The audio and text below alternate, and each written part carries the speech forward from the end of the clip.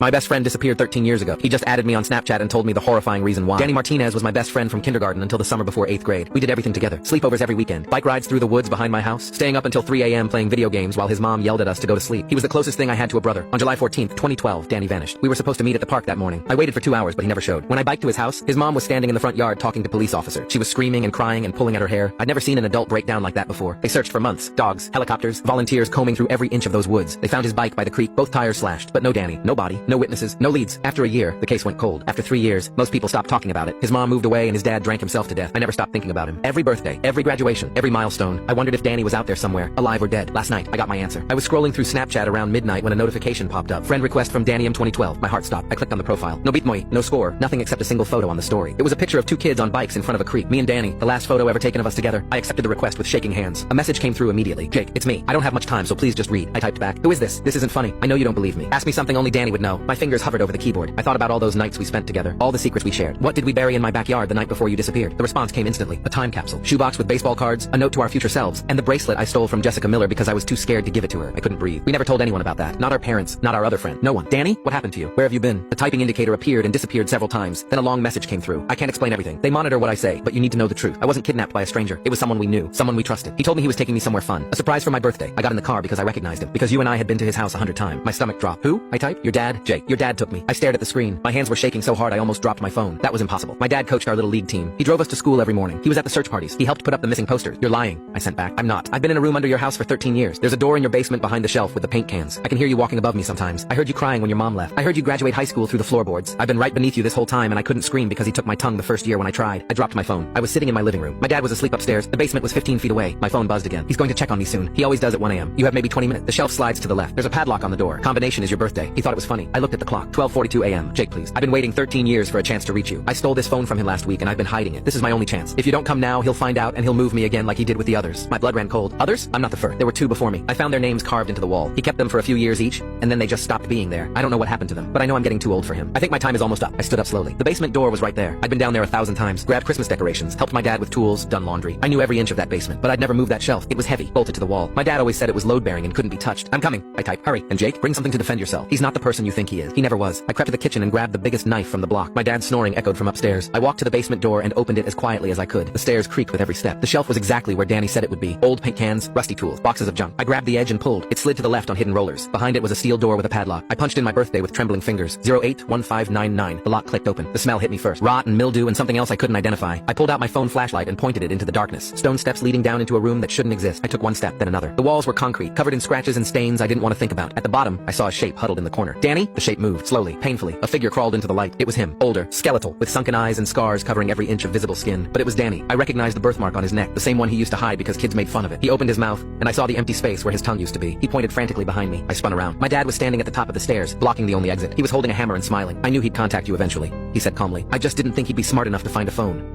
He started walking down the steps. I'm disappointed in you. Jake, I really am. I was hoping you'd never have to find out. Dad, what is this? What did you do? He stopped a few feet away. His smile didn't waver. What I had to do. What I've always done. You wouldn't understand. Danny was tugging at my leg, trying to pull me towards something. I looked down and saw him pointing at a crack in the wall, a hole just big enough to squeeze through. Don't even think about it, my dad said. There's nowhere to go. That tunnel leads to the wood, but I'll catch you before you make it 10 feet. I always do. My phone buzzed in my pocket. I glanced at it without thinking. A final message from Danny's account. I sent everything to the police before I messaged you. Screenshot of his confession, location of the house, all of it. They're on their way. You just have to survive until they get here. My dad saw me look at my phone. His smile finally disappeared. What did you do? Siren. Faint, but getting closer. His grip tightened on the hammer. You have no idea what you've just started, he whispered. Then he looked past me, at Danny, and his expression shifted to something I'd never seen before. Pure rage. This is your fault. You just couldn't stay quiet, could you? After everything I did for you. After I chose you. He raised the hammer and stepped toward us. The sirens were getting louder, but they weren't here yet. My dad smiled again. They won't make it in time. Time slowed. I could hear my heartbeat in my ears, pounding so hard it made the edges of my vision blur. The basement air felt thick, like I was breathing through wet cloth. My fingers were cramped around the kitchen knife. I realized I'd never actually stabbed anything in my life, not even a piece of meat that wasn't already cut. My dad took another step down. The hammer gleamed in the light from my phone. Move, Danny was trying to mouth, but without a tongue, the sound came out as a wet, desperate gargle. His nails dug into my ankle. He was stronger than he looked. 13 years in a concrete box hadn't taken that from him. Jake, my dad said, voice low and calm like he was talking me through a math problem. Put the knife down. You're not a killer. You're my son. I thought about birthday parties and Christmas mornings and road trips and little league games. I thought about how many times I'd fallen asleep in the back seat of his car on the way home from practice, trusting him completely. I thought about Danny's missing tongue. The sirens wailed closer, a rising, distorted cry through the thick walls. My dad glanced up toward the ceiling, calculating. I saw it in his eyes. He was doing math too. Distances, angles, how long he had. His gaze snapped back to me. The smile was gone now. His face was flat, empty, like someone had turned off a light behind his eyes. Last chance, he said. Put the knife down and walk upstairs. I'll handle this. How? I heard myself ask. My voice didn't sound like my own. How are you going to handle this? The same way I've always handled it, he said. You think this is the first time someone's come looking?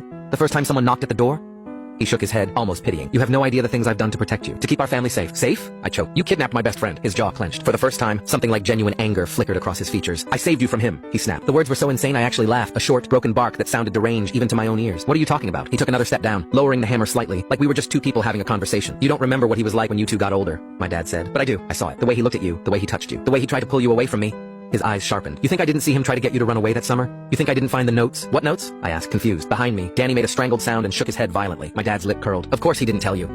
He shifted his weight on the steps. He wanted you to think he cared about you, but that's what they do. That's how they work. They get close. They get inside your head, and then they take you away. Lightning crawled across my brain, connecting half memories, Danny whispering excitedly on the playground. You ever think about just leaving? Getting out of here? My dad yelling that summer when he caught us sneaking out, even though we'd just been in the backyard. The way he'd forbidden me from sleeping over at Danny's house anymore. The way he'd started picking me up earlier from school, from games, from everything. You're lying, I said. But my voice wasn't as strong. I found a note under your bed, my dad said softly. You remember? You wrote it together. Run away July 20th, woods behind Jake's house. Take bikes and meet at creek. Never come back. He stared at me. He was going to take you from me. That was... My mouth went dry. 13 years washed over me all at once. A tide of forgotten details. We were kids. We were playing. We weren't actually going to... Maybe, my dad said. Maybe that time. Maybe you would have chickened out, but it wouldn't have stopped there. He was already in your head. He talked back to teacher. He stole. He lied. He pulled you into everything.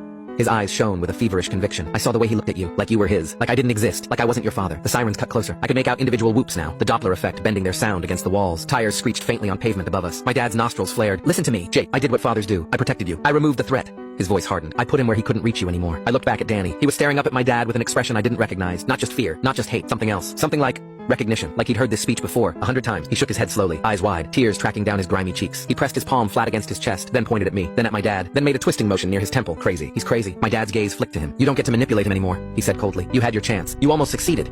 He took another step down. There were only 4 steps between us now, but I stopped you. I sacrificed everything for him. You didn't sacrifice, I whispered. You tortured him. His eyes narrowed. You have no idea what I've sacrificed. His voice dropped to a hoarse whisper. Do you think I wanted this? Do you think I wasn't terrified the first time? You think I didn't throw up every night for weeks? You think it was easy to lie to your mother? To sit next to her while she cried about the missing boy and pretend I hadn't done that? He looked genuinely hurt now, like I was the one betraying him. First time, I said. The hammer in his hand trembled. The sirens cut off abruptly. For a second, the world was eerily silent. No more wail. Just the hum of the basement light, the drip of some unseen leak, the ragged breaths of 3 people who'd run out of places to hide. Then, faintly, I heard car doors slam. Voices. Radio chatter. They're here, I said. My dad exhaled slowly, like he'd been waiting for this moment for a long time. Then we're out of time, he said. He moved. I barely saw it. 1 second he was on the steps, the next he was lunging, hammer arcing down toward my head. Pure instinct took over. I threw myself sideways, feeling the rush of air as the hammer missed my skull by inches and slammed into the concrete beside me with a deafening crack. Pain exploded in my arm, not from the hammer, but from the edge of the stairs as I hit them hard, tumbling down the last few steps and landing flat on my back. The knife skittered across the floor, clattering into the darkness. Jake! My dad roared. I scrambled on the slick concrete, fingers clawing at nothing. The floor was damp with something that smelled like bleach and old blood. Danny was suddenly in front of me, his hands under my shoulders, pulling, dragging, his thin arms shaking with effort. My dad came down the stairs in 3 long strides. Stop! He barked. Don't make me hurt you, Jake. Just stop. He swung the hammer down at Danny's back. I don't know where the scream came from. It tore out of my throat raw and animal as I lunged forward, grabbing the hammer handle with both hands mid-swing. The impact jolted up my arms, sending spikes of pain into my shoulders, but I held on. For a second we were locked there, father and son, both of us gripping the hammer between us, our faces inches apart. I love you, he grunted, pushing down with terrifying strength. I'm doing this for us. You don't get to say that, I hissed through clenched teeth. Not anymore. I twisted with everything I had. The hammer slipped from his grip. Momentum carried us both sideways. We slammed into the wall. His shoulder hit first. He grunted, momentarily stunned. Run! I yelled at Danny, but Danny didn't run. He moved past me, faster than I thought possible with his half-starved body. His fingers, red and raw, clawed at the floor until he found the knife I'd dropped. He closed his hand around the handle and turned back toward us. My dad saw the movement. Don't, he said sharply, eyes wide for the first time. Danny! Danny didn't hesitate. He launched himself at my dad with a sound I will hear in my nightmares for the rest of my life.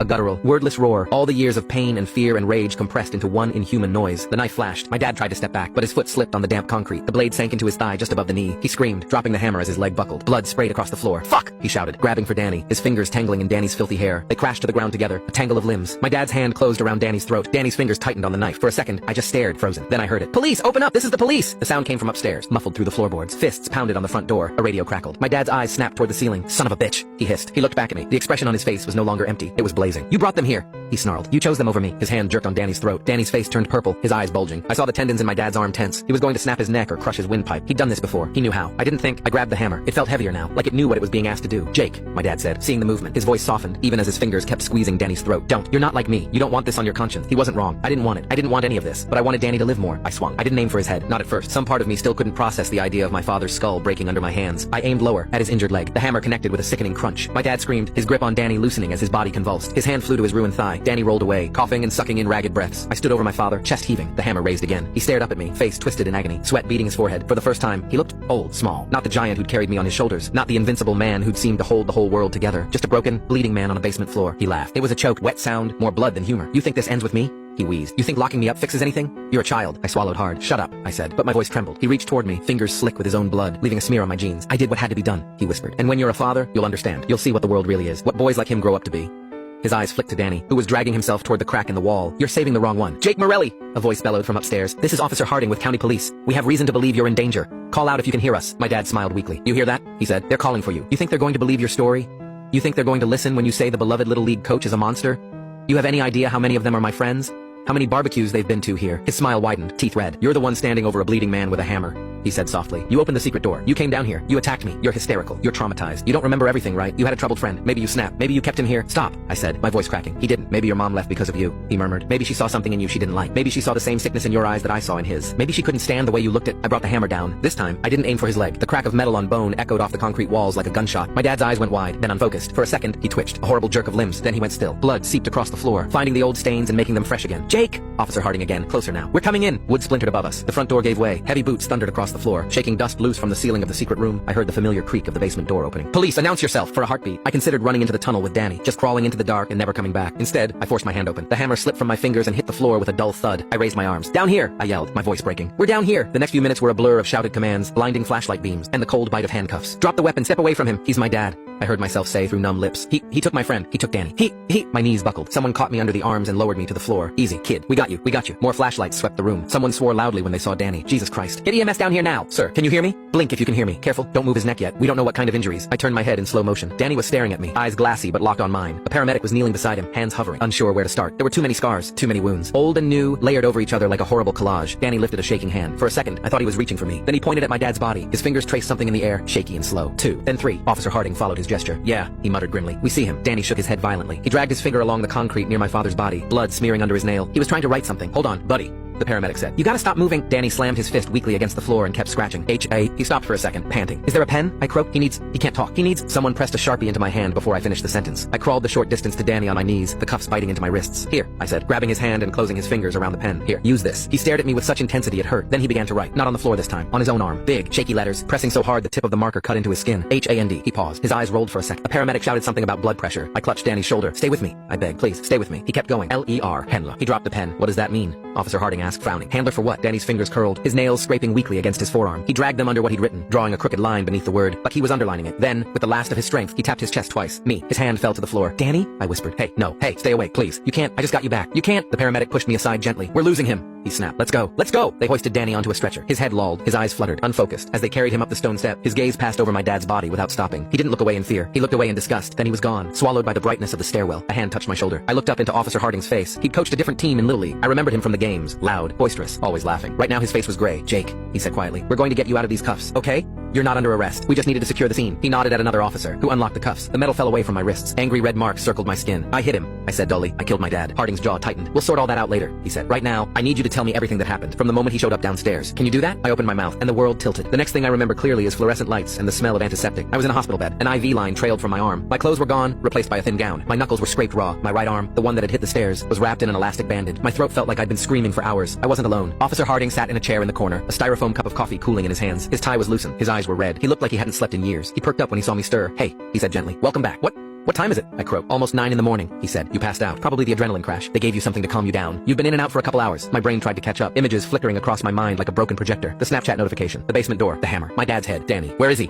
I pushed myself up too fast. The room spun. Danny, where is he? Is he okay? Is he easy? Harding said, putting a hand on my shoulder. He's here. I see you. They're working on him. Is he going to live? I demanded. Harding hesitated. My stomach dropped. Tell me. I snapped. Please. I need to know. He lost a lot of blood. Harding said carefully. He's severely malnourished. Multiple old fractures. Infection in a few of the wounds. They're doing everything they can. The fact that he was conscious at all when we got there is honestly kind of a miracle. That wasn't an answer. Can I see him? I asked. Not yet, Harding said. He's in surgery. They'll let you know if visitors are allowed. If, I repeated numbly. Silence settled between us, thick and heavy. Finally, Harding cleared his throat. Jake, he said, I know this is the worst night of your life. I'm not going to pretend I understand what you're going through, but there's some stuff we need to talk about while it's still fresh. Is that okay? I wanted to say no. I wanted to curl up and disappear. Instead, I nodded. He pulled a small notebook from his pocket. First of all, he said, I want you to know that the scene is secure. Your house is now a crime scene. We've got forensics down there. State police are on their way. The FBI's been notified. The FBI? I echoed. You kept a missing child in your basement for 13 years, Harding said bluntly. That's interstate kidnap. There's a good chance your dad's activities went beyond county lines, maybe beyond state lines. We don't know yet. I flinched at you kept. but I didn't correct him. He caught himself and grimaced. Sorry, he said quickly. Old habit. What I mean is, your dad did. And we're going to do everything we can to make sure they know that. You understand? I nodded again. Harding scribbled something in his notebook. Let's start from the beginning, he said. Tell me how you got that Snapchat. I told him everything. I told him about the friend request, the photo of us at the creek, the messages about the time capsule. I told him about the combination lock, the smell, the stone steps. I told him about my dad appearing at the top of the stairs like he'd always been there. I told him about my father's twisted explanation, the notes he claimed to have found, the way he'd convinced himself he was protecting me. I told him about the hammer. When I got to the part where I swung it, my voice faltered. I wasn't trying to kill him, I said. Not at first. I just wanted him to stop. I wanted him to let go of Danny. I wanted him to... I trailed off. Harding watched me carefully. Jake, he said quietly. I've seen a lot of crime scenes. I've seen murder, manslaughter, self-defense, accident. I've seen cold-blooded and I've seen panic. I know the difference. So will the prosecutor. So will a jury, if it came to that. He leaned forward in his chair. What I saw down there, he said, was a kid trying to save his friend's life from a man who had already killed at least 2 people and was about to kill again. I saw a boy using the only tool he had to stop a monster. He held my gaze. I'm not worried about you, he said. You shouldn't be either. You did nothing wrong. Tears burned behind my eyes. He was my dad, I whispered. I know, Harding said. He didn't say, I'm sorry. He didn't say, he wasn't really your father. He didn't say any of the useless things people say when they don't know what else to say. He just sat there and let me cry. When the worst of it passed, he flipped a page in his notebook. There's something else, he said reluctantly. Something you should know, but I need you to brace yourself, okay? My stomach clenched. What? I asked. He hesitated. We found other remains, he said, in the tunnel, in a sort of side chamber, I guess you'd call it. We're still processing everything. It's gonna take time to identify them, but there are at least 2, possibly 3. Cold spread through my chest. Danny said there were others, I murmured. 2 before him. He said their names were carved into the wall. Harding nodded. They were, he said. We got photos before anyone touched anything. You know what was also carved into that wall? I shook my head. Dates, he said. 3-time spans, each 3 to 4 years long, and next to each span, a word. He flipped his notebook around and showed me a page. He'd written them down. Caleb 2005-2009, broken. Ethan 2009-2012, lost. Danny 2012-2025, changed. My breath caught. I think those are his labels, Harding said quietly. How he categorized them, what he thought he'd done to them. I stared at the last one. Changed. My dad's voice echoed in my head. After everything I did for you, after I chose you. Handler, I whispered. Harding's eyes sharpened. Yeah, he said. That word your friend wrote. We've been thinking about that. There's something else you should know. He pulled his phone out of his pocket and tapped the screen a few times. This is going to sound crazy, he said, but crazy seems to be the theme of the day. So here we go. He turned the phone toward me. On the screen was a photo of a piece of paper pinned to a corkboard. It was yellowed with age. The text slightly faded. It was a missing person flyer. A boy who looked about 10 stared out from the grainy print, smiling crookedly. Dark hair, big ears, a chipped front tooth. Underneath his photo, a name. Caleb Ruiz, 2009, Harding said. Different county, different jurisdiction. Kid disappeared walking home from a friend's house. They thought he was a runaway at first. Then they found his backpack by the side of the road. It became a big story for a while. Then it faded. He swiped to another photo. A different flyer. A different boy. Freckled. Braces. The name this time was Ethan Kim. 2012, Harding said. On his way home from soccer practice, witnesses saw him get into a car driven by a white male in his 40s. Composite sketch was vague. No plate, no hit. Another cold case. He locked eyes with me. Both of those boys, he said, were part of a larger case we've been helping the feds with. Multiple missing children across 3 states over 20 years. Similar victim profiles. Similar MO. The working theory was a trafficking ring. A network. A group of people who do things like your dad did. The hairs on the back of my neck stood up. A network? I repeated. Harding nodded grimly. And every time they thought they had a lead, every time they got close to a suspect, the trail went cold, he said. Sometimes the suspect died suddenly. Sometimes evidence went missing. Sometimes a key witness recanted. It was like someone was always one step ahead. Someone like my dad, I said. Maybe, Harding said. Or someone like whoever he was working for. I blinked. What do you mean? I demanded. He kept Danny in our basement for 13 years. He carved those boys' names into the wall. He bragged about always doing what he had to do. What else do you need? Isn't he the guy? Harding rubbed his eyes. Maybe he was, he said. Or maybe he was one of them. We don't know yet, but there are some things that don't add up. For one, your family's finances. I frowned. What about them? I asked. We were middle class, I guess. My dad's an engineer. He worked for, according to his W-2s, he made about 80 grand a year. Harding said. Comfortable? Sure, not extravagant. But when we pulled his bank records this morning, we found something interesting. He rose and paced the small room. Every 6 months for the last 15 years, he said. There's been a deposit into a savings account with your dad's name on it. Same amount each time. $10,000. No originating account listed. Cashier's check. Always purchased at a different bank in a different city. The memo line just says consulting. My mouth went dry. Consulting for what? I whispered. We don't know, Harding said. Yeah, we're going to find out. But my gut? My gut says your dad wasn't the only one involved in this. My gut says handler means what it sounds like. Someone who manages, prepares, shapes, changed. What are you saying? I asked, my voice barely audible. That he was training them for someone else? Harding looked at me for a long moment. I'm saying, he said carefully, that if your friend wrote that your dad was his handler, not his whatever else, then your dad might not have been the final destination. The room seemed to shrink around me. What happens now? I asked, staring at my hands. With Danny, with me, with all of this. Harding sighed. Now? He said. Now. The feds come in. They're going to want to talk to you. They're going to want to talk to Danny, if he makes it.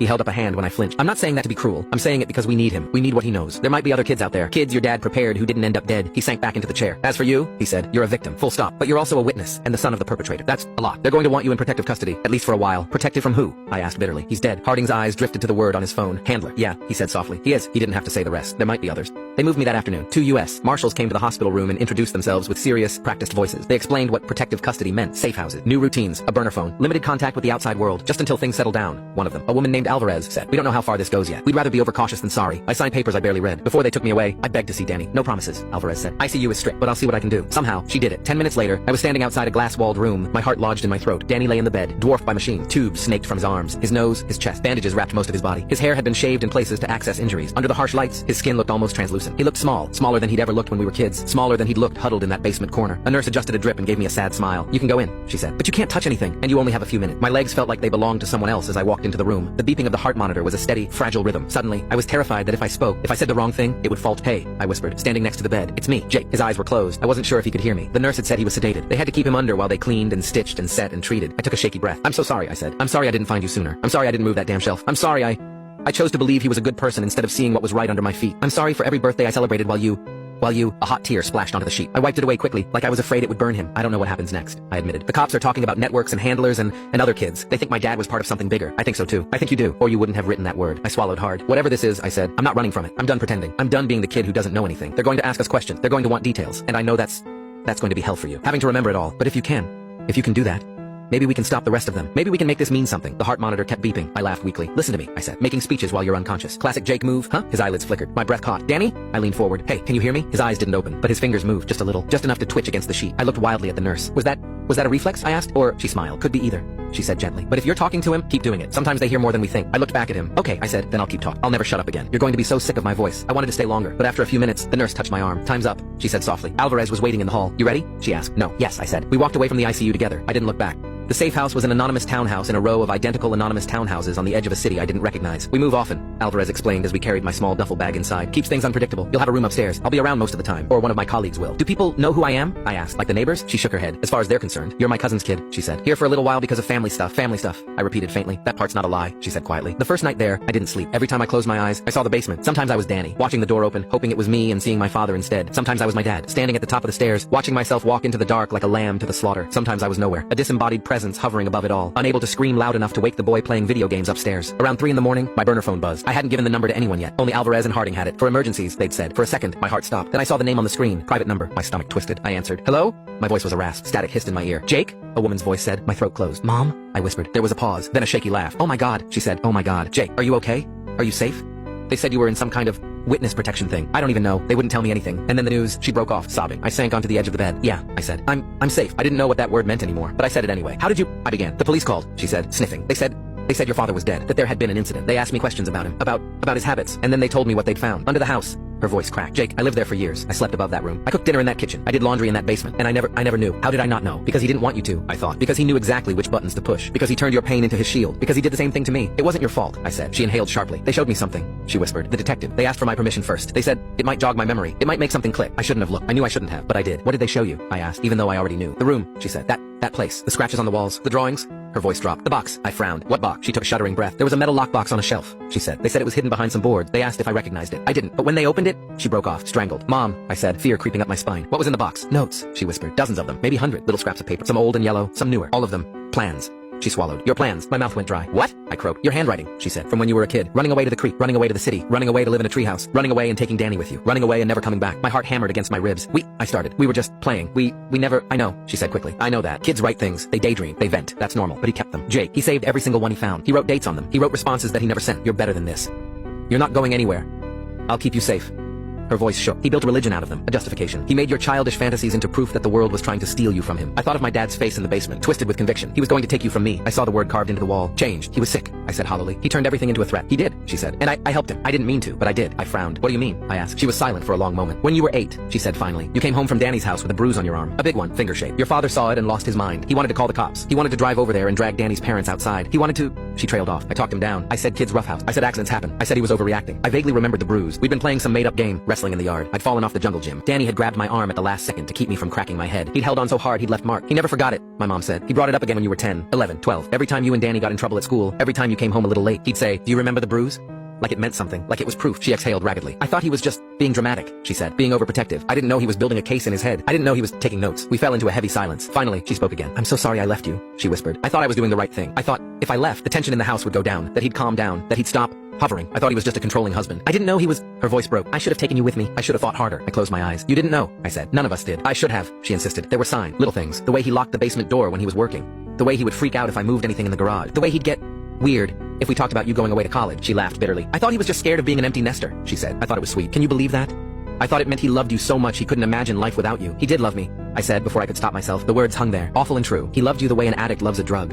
my mom said softly. He loved you the way a prison guard loves his favorite inmate. He loved you as proof that he was good. He loved you as a reflection of himself. That's not love that lets you grow. That's love that keeps you in a basement. My chest hurt. I don't know what to do with any of this, I admitted. Everyone keeps telling me he was a monster, and he was, but he was also my dad. I don't know how to merge those two people in my head. I keep remembering the time he drove 3 hours to bring me my cleats because I forgot them. And then I remember him saying, "They won't make it in time," while holding a hammer over my best friend. You don't have to merge them, she said. You don't have to forgive him. You don't have to hate him. You just have to live. You just have to keep putting one foot in front of the other. Therapy will help. Time will help, she sniffed. And maybe helping those other kids will help too, she added. The detective said they found things, file, photos, names. He said you and Danny might be the key to unraveling all of it. I thought of the word on Danny's arm, handler. What if they come after me? I asked quietly. Whoever he was working for. What if they want to tie up loose ends? That's why you're with the marshals, she said firmly. That's why you're not alone. They're not going to let anything happen to you. Jake, not again. There was a knock on my door. Wrap it up, Alvarez called gently. Lights out soon. I have to go, I told my mom. I know, she said. Jake? Yeah? I love you, she said. Not the way he did. Not the twisted way. Just simply as my son. That's it. That's all. Tears spilled over again. I love you too.